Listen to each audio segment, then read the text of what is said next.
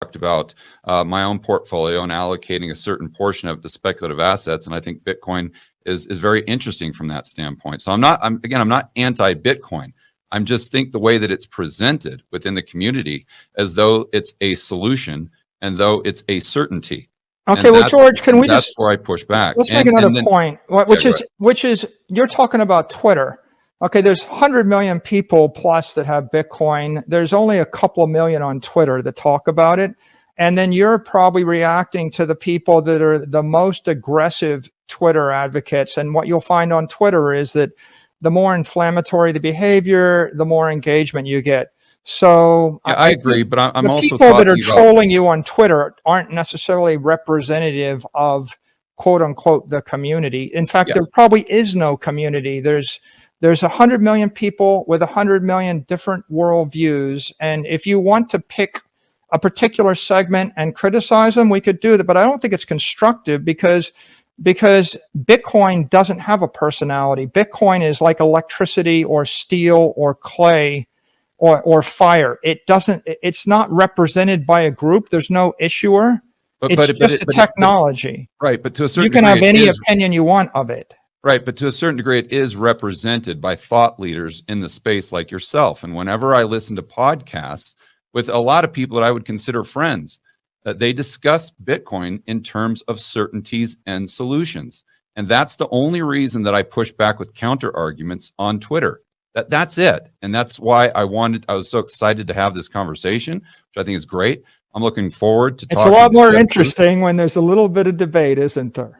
Yeah, but you see, because, and I've heard you on several podcasts, and you guys you talk about Bitcoin and certainties and solutions. And that's just what I'm trying to just tell people that might not be the case. Therefore, when you're analyzing risk and how much Bitcoin you should own in your portfolio, you've got to take these things into consideration, and you can't just blindly assume that these things are inevitabilities. George, if you want to publish a table of the optimal portfolio balance of Bitcoin based upon which country you live in and which year you're making the asset allocation decision, I will gleefully retweet it.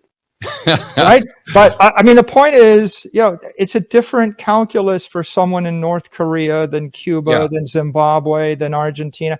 And people feel differently about this in 2022 than they did in 2019. So yeah, we can have a very articulate, nuanced discussion of risk, reward, and portfolio allocation if we want to be constructive. And I'm happy to be constructive in that regard. And that's what I'm trying to do here as well. And I think the major differences is I'm talking about probabilities with Bitcoin being money.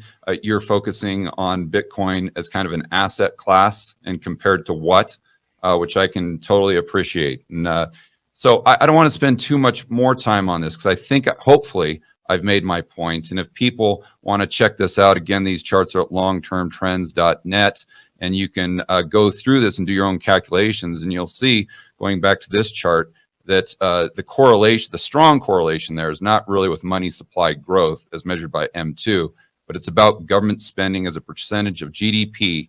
And that's what creates an environment where there's more money creation above and beyond real GDP. And you get that inflation that we all agree is so bad for the poor and middle class.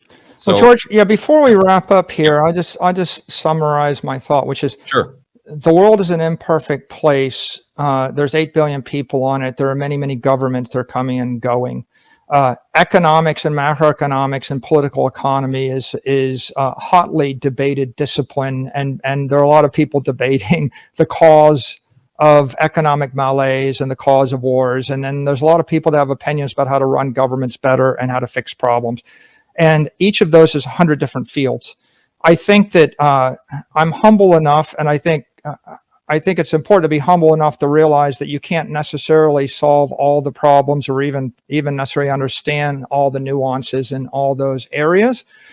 And the most constructive way to think about Bitcoin is the first and the most successful digital monetary asset. It's an ethical digital commodity without an issuer. And the right way to think of it is it is an option to hold in your portfolio alongside of US dollars, if you can, alongside of local currency, alongside of your mixture of investments in stocks. It is an alternative to buying a building or buying a part of a building. It's an alternative to investing in real estate or collectibles.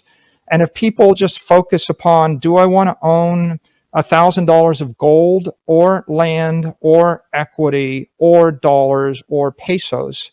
And how do I balance that depending on who I am and what stage of my life I am? That is the constructive way to engage on this, because I don't know how to solve the problems that the government has. And if we started down that road, we would be talking for 1,000 hours. All I know is that it's more constructive to ask yourself the question, do I want to buy $1,000 of Bitcoin, or do I want to buy $1,000 worth of a REIT that owns some apartment buildings, on the beach? And if you look at it like that, then there's an analysis there, right? And the answer changes depending on time. Like right now, the short-term interest rate is 4.7%, and a year ago it was 12 basis points.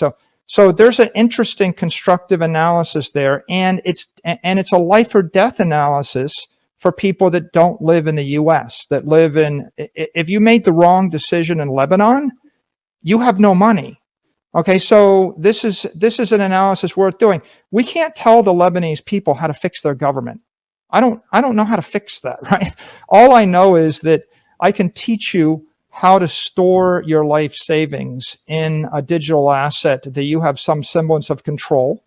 And if the government in Lebanon decides to tax Bitcoin 10% a year, you can move your Bitcoin and move yourself to save your life, but you can't move your building. Yeah, and you can't go to an airport with a bunch of bars of gold.